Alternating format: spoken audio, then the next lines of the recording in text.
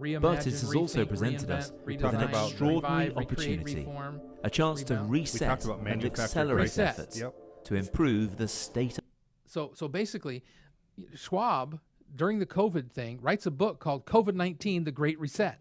In other words, this is what we've been saying all along. Let's use COVID-19. And COVID-19 changed the world. Yeah. Changed everyone's vocabulary, everybody's fears, everybody's messianic. They all want life, and they all want it some way, and they're willing to kowtow and conform to mandates or whatever else. And everybody said, okay, this is how we're going to do it, the Great Reset. So we're saying this is hellish. This is anti-Christian.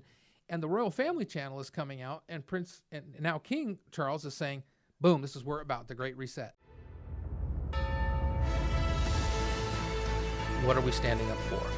The ability, the freedom to do what's right as God defines that right.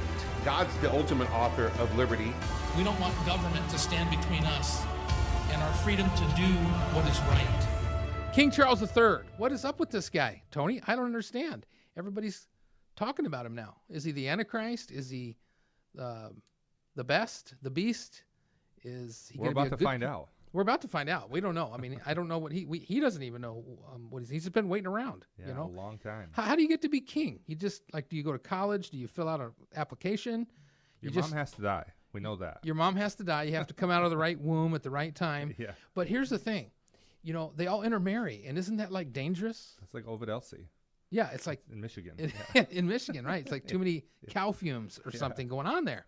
I'm Doug Levesque from the Bible Nation Society with Tony Nash, AZ Business Solutions. And we're here at the Bible Nation Podcast, Season 2, Episode 10, King Charles III. Now, people are talking about King Charles. Some are in love with the monarchy. Britain, as soon as he was, he hasn't really been coronated yet, but he is the king. He's been taking seats. Their economy's tanking. Yeah. And so, immediately King Charles is in. He's got his new mark, if you will. His new seal is going on all the stamps and all on everything, and it's officially starting to take over. That's a whole nother discussion because it's an eerie type mark. But then all of a sudden the exchequer is in there, and he's gonna the economy tanks, and the exchequer is gonna invest all the central bank money, all the government money in bonds. So he's and usually that's like safe. That means, okay, we're about to die. Let's go in the bomb shelter. Right. That's what it is. It's bomb shelter finance. Yeah. And so, things are already changing right in the midst of where Europe's kind of getting ready to go to war. And so we thought, let's talk about this guy. He's got crazy historical positions. Yeah. I mean, as a king, or even as prince, he did all this charity work. He did whatever his mom, told him to do, but he wasn't allowed to be involved in politics. And so what he did is he kind of went on the edge and says, well, my charity work is for the planet. And he really had this kind of planet worship ideal. Mm-hmm. His father started the, WWF, the World Wildlife Fund, which was Wrestling Federation. The World Wrestling Federation. But his father said, and I think we mentioned this last week in Monarchy, his father said, that we've got to save the planet. It's overpopulated. If I could reincarnate and come back, I'd come back as a virus so that we could save the planet, Yeah. Prince Charles ended up really taking that organization, and now Prince William is taking over that and has said similar things even 10 months ago at the COP26 climate change in Scotland. He was kind of echoing his grandfather and his father. So that's scary. And so now this guy's king. And First Things had an article, Radical Environmentalism. Radical Environmentalism. Prince Charles personalizes the universe. Ooh. So that's it, right? Yeah. We're going to take care of the universe. It's distinct from conservationism and advocacy for proper environmental practices. It's expressed as a neo-Earth religion. Radical environmentalism is expressed as a neo-Earth religion, having lost belief in human exceptionalism and perhaps theistic faith, although that is less pronounced. True believers personalize nature as if it were a living being, and that results in ideas and attitudes that have the potential to destroy much of human prosperity. In other words, the Gaia, the earth spirit or whatever. Prince, long live the Queen Charles, is one of those environmental romantics decrying the loss of a mythical, bucolic, and Edenic nature as he flies around the world in private jets and lives a life of luxury that resulted precisely from exploiting natural resources during the British Empire period. He apparently states in a documentary we have lost sight of his nature as a living being. Here's the quote. The Prince of Wales says he believes he has been placed on earth as a future king for a purpose to save the world. Wow. giving a fascinating bold. insight. Yeah, I mean Superman. Yeah. I've been in this phone booth that my mother put me in. But maybe Thanos, Yeah, or maybe I mean that, because I think the villain. society's ready for that. I mean, Yeah. people have forgot that we fought a war to get out from under monarchy, Yeah. and now they're enchanted by it. Maybe it's Game of Thrones. Well, we talked You about know? that last week. I mean, Yeah. with Disney, every little girl grew up wanting to be a princess. Yeah. Every guy wanted to be Prince Charming, ride Yeah. in on the white steed. Yeah. And so it's this fantasy. They have no idea of Yeah. what the ramifications of a monarchy actually is, nor do they remember, or maybe have even been taught, that we fought to free ourselves from that very thing. So Right, and so getting loosed from that foundation and getting unhinged, you know, we see the old pictures of he and Diana in the chariot, and it looks like a Disney it movie. looks like romance. but then he committed adultery on her. He admitted to that, yeah. and said whatever love is in regards to their love, and she divorced him, and then she had lovers, and then he married Camilla, which the two of them, I mean, have faces for radio, right? I mean, we're at least broadcasting ourselves, but I mean, together it's good that they didn't have offspring, because they are ugly as homemade sin. There's nothing romantic about that or anything. No, that's Yeah. not like a Disney movie. No, it's not like a Maybe Disney the movie. Prince and the Frog, It's or like- Princess and the Frog. It's like what was that guy, Freddy Krueger? I mean, it's like a horror film almost. Yeah. So he gives a fascinating insight into his view of his inherited wealth and influence. He said, I can somehow imagine that I find myself being born into this position for a purpose. I don't want my grandchildren or yours to come along and say to me, why the blank didn't you come and do something about this? You knew what the problem was. That is what motivates me. I wanted to express something in the outer world that I feel inside. We seem to have lost the understanding of the whole nature and the universe as a living entity. So this guy is a radical environmentalist. He is a Gaia pantheistic nature worshiper. And this makes him weird. Even the British, they're listening to him and like, man, this guy is all in, you know, on this kind of stuff. Yeah. And So much time in the Royal Library. yeah, and so that planet worship comes out. He's in all the climate change discussions, and so that ought to tell us something about the climate change people. Why are you worried about this? As Christians, we know, seed time and harvest, it will always be there until the Lord decides it won't be, and so we can worry about a lot of things, but climate change isn't one of them. Right. I mean, it's going to rain and storm and earthquake and tornado and all that kind of stuff every year somewhere on the earth. It's going to happen, but the fact that we are by our behaviors changing that is not true. It is a lie. It is a falsehood, and it has an agenda that is both religious and political, taking us somewhere. I think it's the most political he could be without being political. Sure. And so, Well, if you study kings throughout history and even in the Bible, a large majority of them got this God complex where they thought it was on them to save the world, to take over the world, to do whatever. And we understand as Christians that we have a king. His name is Jesus. right. And we don't need that. But I think it's natural when you're given that kind of power, even if it's maybe just a figurehead at this point, but you're given that kind of power, you start to have this complex that you're like a god. Yeah. And it's You're called majesty from being a child. yeah. And Your you're grace, told your that you're majesty. told these things. Obviously, he believes I was born in this world to save the world. That's messianic. Yeah. I mean, that's that's crazy. So, Global Citizen, and I don't recommend people go to Global Citizen, but Global Citizen, what will King Charles' reign mean for climate action? Subtitle is this: as he takes over from Queen Elizabeth II, will King Charles III be the quote unquote climate king? And so that's the only thing that can be said about him, because that's what we know about him. I mean, he had military service, but he's so far removed from that. Yeah. He said that we need to have a military-style campaign for the climate to change, to love the world. But that's scary, because what does that mean? Who are you going to fight? Who are you going to conquer? Who are you going to kill? Who are you going to imprison? He did say in his speech, when his mother died, it will no longer be possible for me to give so much of my time and energies to the charities and issues for which I care so deeply, but I know this important work will go on in the trusted hands of others. Well, he had just said months before at the climate change meeting, we're all talk and we're no action. And then all of a sudden, he's saying something like that. I don't know what game he's playing. But Global Citizen, carries him. He says he established the International Sustainability Unit in 2010 to address challenges such as protecting rainforests and marine ecosystems, and last year launched a new charter of sustainable actions for companies to sign called Terra Carta. This is what the World Economic Forum's doing. He's involved in that, is that we're going to skip governments and we're going to go to companies, and companies are going to sign these climate action deals. And so we're going to create things that create food scarcity, so that we only have good, healthy, natural foods, and we don't kill all the plants, and we don't put pesticides out there, et cetera, et cetera. So it's really dangerous. He says, I've labored for so many years to bring the issue to the forefront of international consciousness, not just with words, but with practical action, said the then Prince in a speech in May in Yellowknife, Canada. So when you're like, what is this guy's resume? That's what I'm saying. How can you get to be a king? What do you have to be, crazy and inbred? Yeah. Because this is what he thinks. This is what he believes about himself. Yeah, and he certainly had a lot of years to sit and ponder on what he would do. He certainly has an agenda, and it sounds like he's had a lot of years and maybe been influenced by a lot of the wrong people. And now he's got this time to unleash this agenda. But what power does he really have?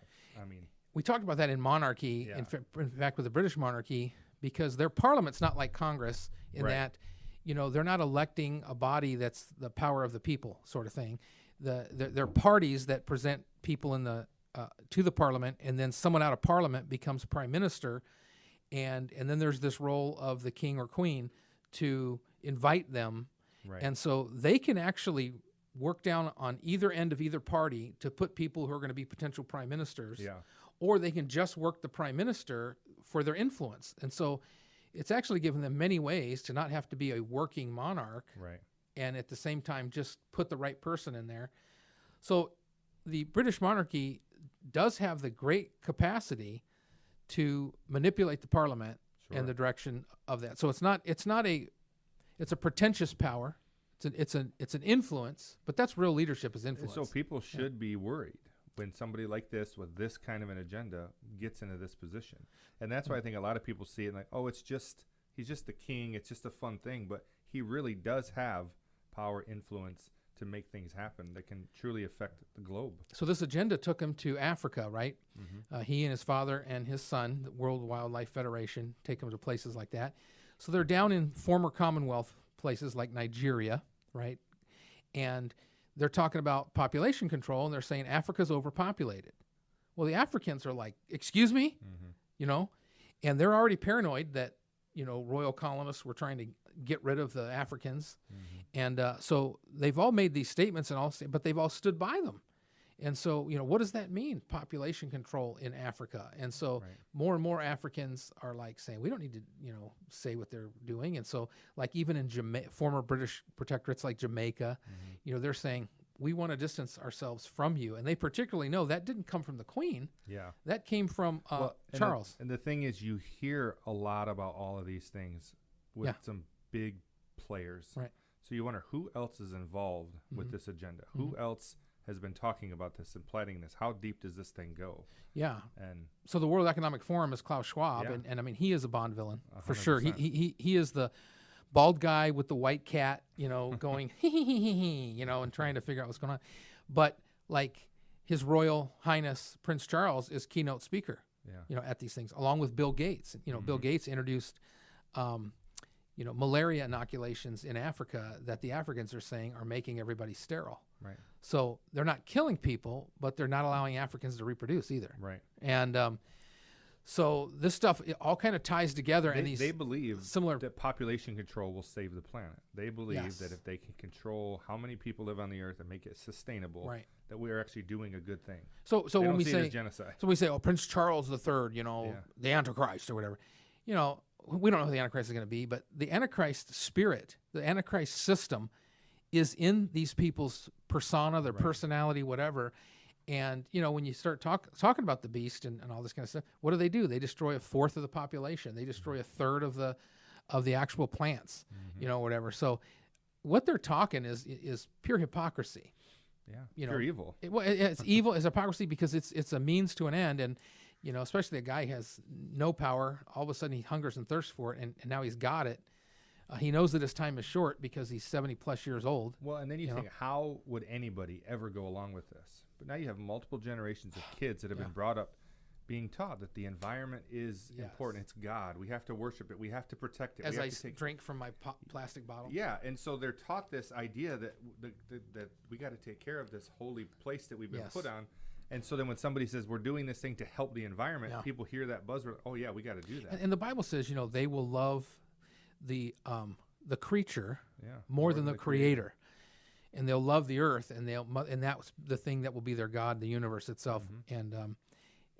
But in doing so, they're really self-interested. Well, and certainly the Bible teaches to be good stewards of all that God has given to us, and that we take care of the earth, we take care of the planet, but you can take it too far, which obviously they have, and turn it into a form of religion and a worship and a God. God told Adam, keep the garden. Yes. Tend it and keep it. And so that means make a plan, work it, sweat, and make the garden so that it's fruitful for the Lord's pleasing. Right. And if we owned an orchard, they say if you want to curse your children, give them as their inheritance an orchard. But if we were going to have an orchard, Zach's in here, and I see him laughing because his dad, they grew up in the Upper Peninsula. They had to burn wood for heat, and so it was all about every year. Like you had to go out, clear the forest, stack the wood, get it in there, get it out of there, and all that kind of stuff. Same thing like working an orchard. You have to plant, you have to tend that thing for so many years. It's got fruit-bearing years, and then you've got to prune it. And then you've got to, in some cases, you've got to burn it and let it have that burn process. And there's all these things. And then what do? You replant. Yep. And you take, the best of the seeds or the best of the roots and you replant. And so, if you're cutting down trees, you better plant some or else you're going to be cold one winter. Right. And so, that makes sense, man. It's common sense. Right. And obviously, there were individuals or companies that were just destroying the environment. Right. So, I'm for protecting the environment. Yeah. You can't say that you're not. I want clean water. Yeah. Plant and replant. Sowing and reaping. Yeah. Those principles are there, but it goes too far. Yeah. To where now people are afraid to cut down a tree, afraid to eat an animal, afraid to use any of these things that God put on the earth for our use. Yes. Because we're going to run out, and that's it comes again from a humanistic worldview as opposed to a biblical worldview. That's it. It's humanity as our own savior, and that's what he said. And so, anybody that's talking about planet worship, climate change, and population control. I would dismiss them as that's crazy, but now he's king. And so, okay, let's be fair. What's his current disposition? Well, I got to look and, he's King Charles III. I think people forgot about King Charles I and the II. And I do think it's significant in history because King Charles the first was one of King James's boys. And we know who King James was. And, of course, he kind of went opposite his dad. And you had Oliver Cromwell and the Roundheads, and we don't want a Catholic king because he was going opposite his dad, and so what did they do? They made Parliament. They got rid of the monarchy. King Charles was able to come up and say, "Well, no, we're going to fight against these Cromwellians, these parliamentarians, these Republicans, right?" And we're going to and we're going to reestablish the monarchy. And so then there was a monarchy and a parliament together, and they were going to share power or whatever. They were we're still going to have a sovereign. And so you have these big changes in the religious faith manipulating the people rising up to get rid of that, and then but the royal line continues, and then he compromises to establish a parliament monarchy system, and we've always had something like that, even though it's kind of changed in its power. So here's King Charles III. He knows history. He's got this background, this agenda. I think we should watch him because I think he's got designs on taking his time that he's waited for to be historical, like the first and the second Charles, and that means the relationship between the monarchy and the parliament, and between a grand Catholicism or a Protestantism or something. And he's already told us what he's about, right? In those things. So that's his current disposition. In fact, people were trying to make excuses for him because several times after his mother died and he's being watched and televised or whatever, he's got these angry glances and he's barking at not just like maybe somebody like a Trumpian type of character who might demand things from their employees or whatever, but like this guy's acting the king. And, there's this article, King Charles III, "Oh God, I hate this. King Charles expresses frustration over a leaking pen. Monarch had been signing visitor book in front of cameras at Hillsborough Castle near Belfast when pen malfunctioned. Oh, God, I hate this pen. Oh, look, it's going everywhere. I can't bear this bloody thing. Every stinking time. And the whole time he's ushering people and he's making signs at them. And, man, the British press made much of that. Like, is this what we're getting? Here's a guy he's got this crazy background. He has these designs and understanding of history that he's Charles III.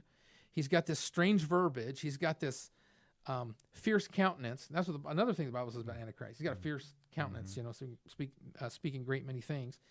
And then the fact that the King of England is supposed to be defender of the faith. And Queen Elizabeth often talked about the Lord Jesus Christ. She would say that, my Christian faith, my Bible, et cetera, even more so as she got older. But in fact, her devotion to, quote, Jesus Christ, Prince of Peace, was fundamental and defining, though sometimes overlooked, pillar of her life. Now as her son Charles III takes over, he has by all accounts accepted the responsibilities of religious titles without reservation, but he will bring a markedly different personal vision of religion and spirituality to the role.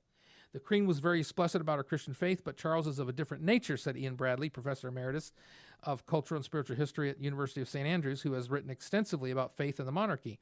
Quote, his is more spiritual and intellectual. Charles is more of a spiritual seeker. Wow. While the monarch's authority within the church is largely ceremonial, it still matters. The king will formally approve all new bishops, for example, and procurements of the crown, especially on something as personal as faith in God, carry a special weight. And so that is another cultural influence. So you have a political influence, which is leadership, and you have a religious influence, which is leadership. In his first address to the nation on the day after the Queen died, Charles cited his, quote, responsibility to the Church of England, quote, in which my own faith is so deeply rooted. Sounds good, but it's not. My faith is deeply rooted in that faith, but it's not the same faith. But again, to the average person, now right. Obviously we have a biblical worldview, but to the average person hearing that, everything he's saying sounds good. Sounds good. It sounds right. Environmentalists and protecting the environment, saving the world. These things people want to hear, and so that one makes them more dangerous because if you're from a Scandinavian country, then your chosen mythology is of the Norse Vikings and Valhalla and all that kind of stuff. But we're British, and so our chosen mythology is going to be this, and our king should represent that. And boy, we love the pomp and circumstance of it all. Yeah. He says, in that faith and the values it inspires. So he's talking about Christianity kind of in the third person, right? In that faith and the values it inspires, I've been brought up to cherish a sense of duty to others and to hold in the greatest respect the precious traditions, freedoms, and responsibilities of our unique history and our system of parliamentary government. He said it was notable how quickly he placed faith into the context of the more secular values and defenders. He was more a defender of faith than the faith. He talks about the pattern of the divine, which I think is in all of us.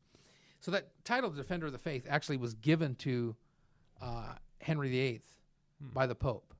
Okay. Like, you're the defender of the faith. The Catholic faith. Well, then Henry said, I want to get a divorce. You're not going to give me one. So I'm going to become the head of my own church. I'm the defender of the faith in England, and then became the Anglican Church, which is an offshoot of the Catholic Church. And yet we call it Protestant because Protestants around the king and the women that he married, were Protestant. And so that passes down, and now Charles says, well, I just want to be the defender of faith. Charles issued a call for a sustainability revolution. That's his faith. It's this planet worship, climate change, population control faith that really he has, and he wants to try to execute it with a Christian mask. He says this is the spiritual dimension to our existence. Also increasingly multicultural nation with a full rainbow of faiths, Charles has long expressed interest in the support for all forms of belief, particularly Islam and Judaism. This is different than in the United States. We say religious liberty. Yeah. Anybody can believe what they want to believe, or they can believe in nothing, and that's fine. I would wholeheartedly defend that, even if I was the president. Sure. But this guy has a different title and a different expectation. But he's not hiding the fact that that's not me, and I'm not going to be there on that. He's not hiding the fact of that at all. And so that was all from the Washington Post. So pretty substantial analysis of the fact that he's taking these oaths, but he's clearly saying, I'm not really going to do it like it's ever been done before. Right. So then I think, okay, what about the future? We've looked at the past and the present. What about the future? He's associated with the World Economic Forum, Klaus Schwab. Agenda? Right. So I've got a paper here from the World Economic Forum. Climate change, September 25th, 2020, just a year ago, we need a Marshall Plan to tackle the environment. So he said that a year ago. And a Marshall Plan, of course, is a building a new world after war type of thing. Mm-hmm. He shared 6 levels of Marshall-like plan to tackle climate change and save the environment. And he said, here's 3 of them. Implementing effective and equitable carbon pricing, or the polluter pays principle to accelerate decarbonization by changing the behavior of consumers, businesses, and investors while unleashing innovation. I want to change people's behavior, so I'm going to make them pay for what they think they want. Number 2, accelerating the development, implementation, and scaling up of carbon capture, use, and storage, both nature-based and engineered. So someone's going to control this more than it is now. It's interesting to me, just listening to you read this, all of the buzzwords you hear, because this is these are business now they're buzzwords. The holy, exactly. Yeah. They're the holy words now. This is, and so these are all worded in such a way to give acceptance. Oh, these all sound great. He's a king of political authority. He's got this kind of spiritual faith. He's got this definite past. And now in the future, he says, this is what I want to put into place. And here, but he's doing it through economics, right? Yep. Establishing a credible and trusted carbon offset market to connect well-meaning networks. And so, and he goes on. But, Klaus Schwab disciple there. Yeah. And then he says, all we get at the moment is more and more talking. But what people around the world want is actually a real development of solutions on the ground. So now he thinks he's that. He thinks I'm here to invest in the change. He's burdened with glorious purpose. Yes, yes. Now, I wanted to show a video from YouTube. This is the royal family's channel, right? He controls what's on the channel so that he has his own narrative, and people. It's not like the TV show The Crown that he's afraid of what that TV show is going to do to him. Yeah. Right? He's already trying to manipulate that TV show, but the royal family channel gets to have its say. So here we're saying these things about him. Now, what does he say about himself? Right. And this is his voice talking about the Great Reset. That's a term we've heard a lot lately. Yeah, let's watch it. We have an incredible opportunity to create entirely new sustainable industries. Yeah. Investing in nature as the true engine of our economy.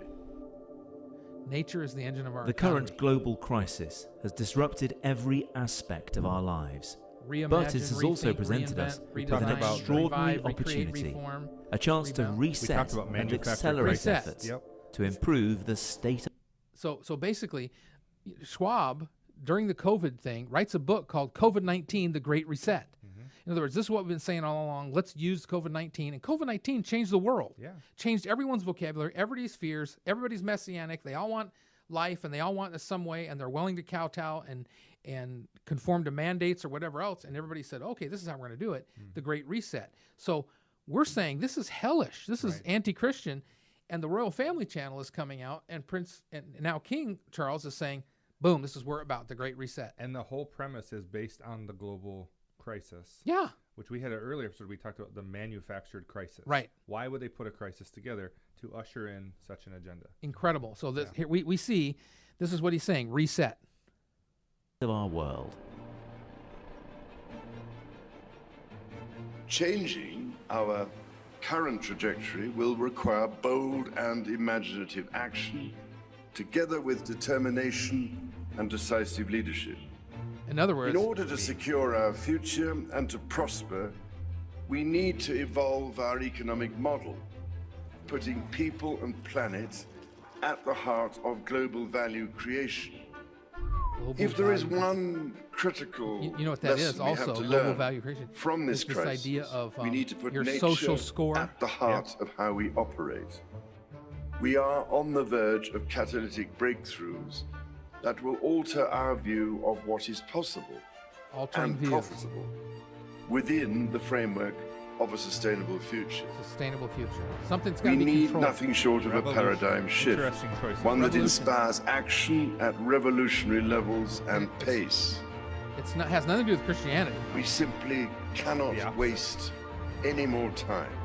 The only limit is our willingness to act. Great video, great sound, heroic, very well produced music. And the time to act is now. So that right there is the Zach Royal could have Channel. produced that video. That's the Royal Channel's insignia, which notice is 6 lines, 6 lines, 6 lines coming up almost as a fleur-de-lis, which is a French ideal. But of course, the king used to have lands in France, and they used to say King of England and France. And they almost look like upside down sixes. Yeah, exactly. And so, I mean, people always say, what? And just yesterday, they came out with this. You got an eye for that. Yeah, just yesterday they came out with this, and I'll just put this on the camera here. And it's the King Charles insignia, right? And they gave him a crown, and C is for Charles, R is for Rex, which is Latin for king or royal. But notice there's the Roman numeral 3 there. Yeah. Now, I don't think that there's anything wrong with using the Roman numeral 3, except that in all kinds of insignia, we have, this is like the Hebrew yod, yod, yod, which would be a 666. It's on Monster drinks. It's on the AT&T symbol. It's on all kinds of stuff. The Gogol Krum. Yeah, and it's kind of like the 6-fingered Nephilim. Yeah. You know, they have 3 here, 3 here. They're reptilian, whatever. Maybe Zach can make the Nephilim reptilian video after the Sasquatch one, goes as well. Yeah. And so I just see that and I think, man alive. And I don't know if that's meant or not meant. I don't know if it means anything, but it is his mark. Yeah. And in fact, the article comes out and says the Bank of England says new banknotes featuring a portrait of King Charles III are expected to enter circulation by mid-2024, with the image to be revealed before the end of this year. So the image is coming out now. The image. Well, we're made in the image of God, but this is a new mark. It's a new image, and it's going to be on regalia. It's going to be on shirts. It's going to be on the post office. It's going to be on stamps. It's going to be I know a little bit about that. And it's going everywhere. The Royal Mint Museum is going to profile new monarch coins, and this year, and the new monarch always faces in the opposite direction of the previous monarch. Existing banknotes and coins will continue to be valid, with Charles and Elizabeth notes and coins being used alongside each other. The Royal Mint says there are approximately 27 billion coins from Queen Elizabeth II's reign in circulation. And, man, that's amazing. And so you can't buy or sell without the mark. Yeah. In fact, the German money is called the mark. And so I think the world is ready for this. The Antichrist spirit's always been here. And I'm not saying that King Charles, because I'm like, I wouldn't vote for you. You don't want anything. So he doesn't seem to fit everything in the model, but we see so much. This is modern leadership. Yeah. This is modern inspiration. And last article I had was about King Charles, defender of the Islamic faith. Against Britain's background of Islamophobia, King Charles III could usher in a more tolerant era for Muslims. This year we witnessed the beginning of the reign of Charles III, who's been described as an Islamophile, a friend of Islam. And if you just type in Prince Charles and Islam, there's more videos about him even than climate control in mosques doing speeches and dressed up in regalia. And of course, we mocked Obama when he was dressed up in Islamic regalia. But this guy always talks about Islam's respect for nature. Never talks about Christians' responsibility, but is always kind of mixing those two. And of course, Islam really doesn't like Jerusalem, Israel, modern-day Israel, or the Jew. He certainly is not fond. And what really made me mad is when Trump and Pence were in power, that Pence went to a thing and he was sitting on the same row and he walked by them and he said hello and put out his hand, and Prince Charles didn't look at him, just kind of like looked down on him. And of course, it wasn't just that Pence was part of the Trump parade, but it's that Pence was an outspoken Christian man. Yeah. And I don't want anything to do with this. And so it goes against the agenda. Against Christ. Against Christ. So this guy's got a persona. It's there. It's part of the elite persona now that's out there. And he's certainly saying all these things. And of course he carries himself in a very James Bond manner and, royal, way. And so this guy thinks much of himself. For sure. So I thought right now everybody's talking about monarchy. Yeah. We need to distinctly say what that is, and we need to just put this profile out and keep watching. Yeah. King Charles III. Who is he? What's he doing? We know what he was about.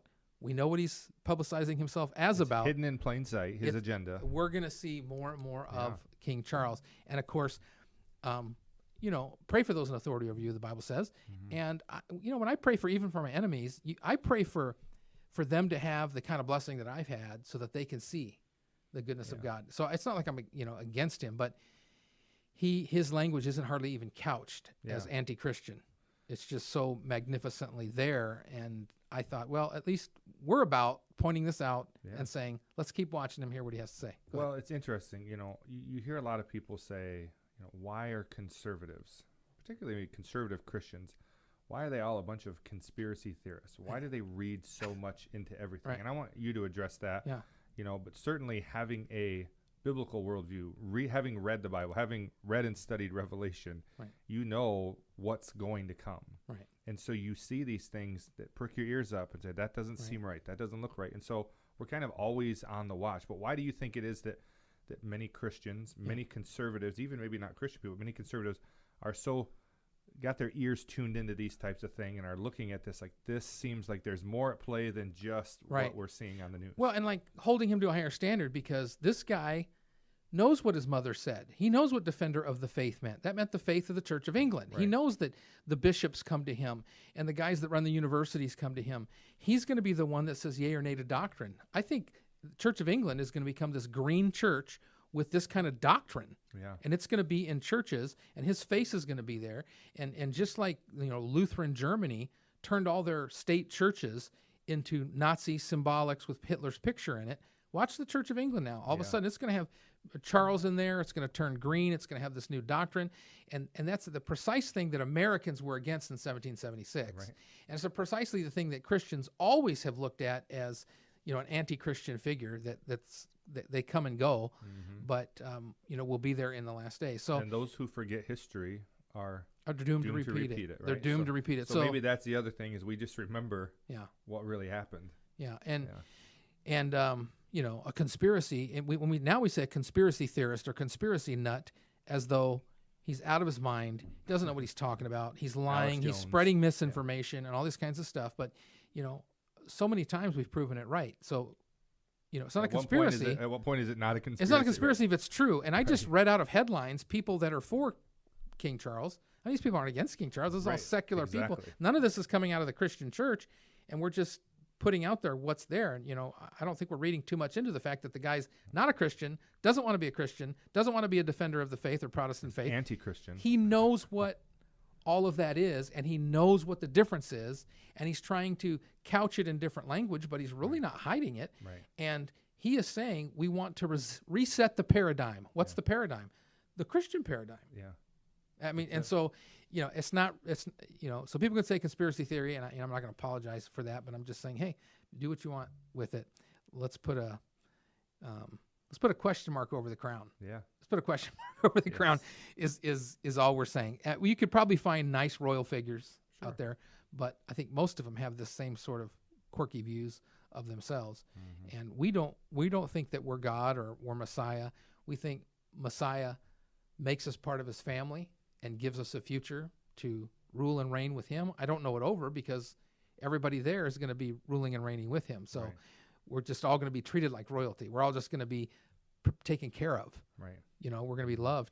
And I don't think that's going to bring about the same pride that Satan had as a created being, but we're there.